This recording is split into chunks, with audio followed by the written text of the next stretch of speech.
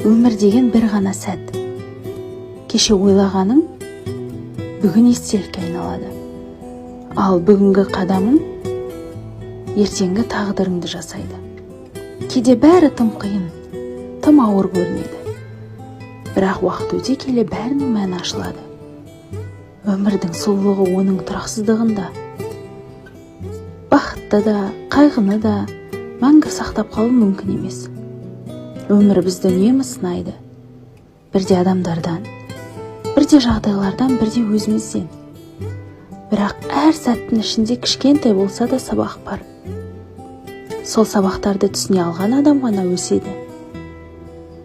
Шын мәнінде өмірдің мәні ұсақ сәттерде. Таңғы шайдың иісінде, жақын адамның күлкісінде, даладағы самалда. Біз кейде үлкен армандардың соңынан қуып жүріп кішкентай бақытты байқамай қаламыз. Өмір бір-ақ рет қана берілетін сыйлық. Сондықтан оны